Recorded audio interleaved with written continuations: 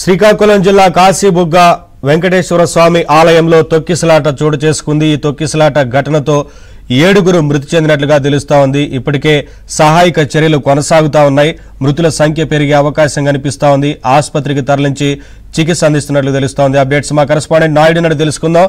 Naidu, railing ఊడిపోవడానికంటే railing కావచ్చు, అక్కడ చేసిన ఏర్పాట్లు అలాగే క్యూ లైన్ల విషయాలకు సంబంధించి భక్తులు ఏం చెప్తున్నారు? అంటే ఇప్పుడు అక్కడ ఏదైతే కాశీబుగ్గలో టెంపుల్ ఉందో ఆ టెంపుల్ ని కొన్నాళ్ళ క్రితం అక్కడ ఉన్నటువంటి పండాన్ని స్థానికంగా ఉన్నటువంటి ఒక వ్యక్తి ఆల్రెడీ నిర్మించడం జరిగింది। సో విశాలమైన ప్రాంగణంలో నిర్మించారు। అయితే ఈ మధ్య కాలంలో సోషల్ మీడియాలో దీనికి సంబంధించినటువంటి కోరికలు నెరవేరుతున్నాయని ఫేమస్ టెంపుల్ గా బాగా ప్రచారం జరిగింది। ఈ నేపథ్యంలో ఒక శ్రీకాకుళం చుట్టుపక్కల ఉన్నటువంటి ప్రాంతాలు అంటే పలాస చుట్టుపక్కలతో పాటుగా అటు ఒరిస్సా నుంచి కూడా ఈ రోజు ఏదైతే ఏకాదశి కావడంతో భారీగా భక్తులు రావడం జరిగింది। ఒకసారిగా భక్తులు రావడంతో పోటెత్తి అది ఒకసారిగా మీద పడడంతో అక్కడ ఉన్నటువంటి రైలింగ్ మీద పడి రైలింగ్ మొత్తం ఊడిపోయింది।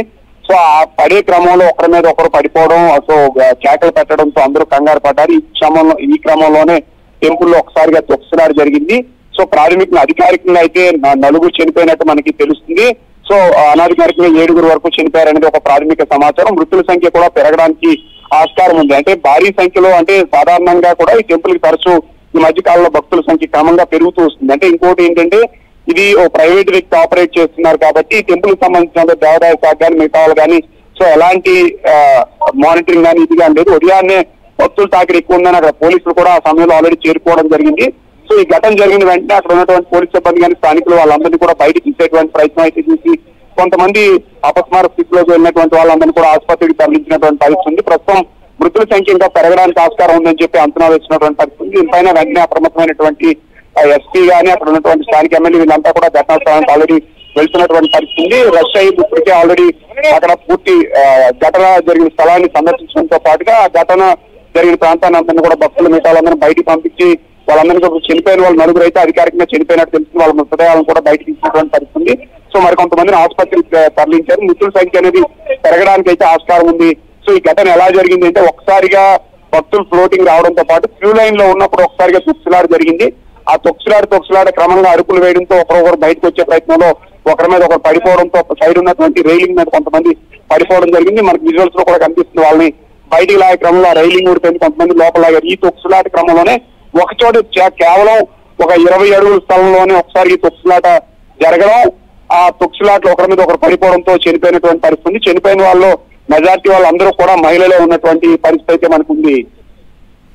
నాయుడు, సరిగ్గా క్యూ లైన్లను ఏర్పాటు చేయకపోవడం కూడా ఈ తొక్కిసలాటకు ఒక కారణంగా చెప్పొచ్చా? పెద్ద ఎత్తున భక్తులు వచ్చినప్పటికీ అంచనా వేయకపోవడం, అదుపు చేసేందుకు అక్కడ ఎవరు పెద్దగా సిబ్బంది లేకపోవడం, ఇవన్నీ చూస్తా ఉంటే నిర్లక్ష్యం చాలా స్పష్టంగా కనిపిస్తా ఉంది కదా? అదే నిర్లక్ష్యం స్పష్టంగా ఉందనేది మనం చెప్పొచ్చు। కానీ వాస్తవంగా ఈ టెంపుల్ కి సంబంధించినంత వరకు కూడా ఈ టెంపుల్ కేవలం ప్రైవేట్ వ్యక్తి ఆధ్వర్యంలో నడుస్తుంది। సో ఈ టెంపుల్ కి కూడా నార్మల్ గా దేవాదాయ శాఖ కానీ మిగతా ఆధ్వర్యంలో ఉంటే వచ్చేటువంటి భక్తులకు అనుగుణంగా ఏర్పాట్లు కానీ మిగతాయి కానీ చేసేటువంటి ప్రయత్నం ఎప్పుడు చేస్తారు। కానీ ఈ దేవాలయం కూడా సుమారుగా వాళ్ళు నిర్మించినటువంటి దేవాలయ ప్రాంగణం కూడా ఒక 5-6 ఎకరాలు పైబడే ఉంటుందనేది అక్కడ ఉన్నటువంటి స్థానికులు వీళ్ళు చెప్తున్నటువంటి పరిస్థితి ఉంది। సో విగ్రహాలతో పాటు చాలా భారీగా నిర్మాణం చేసినటువంటి పరిస్థితి ఉంది।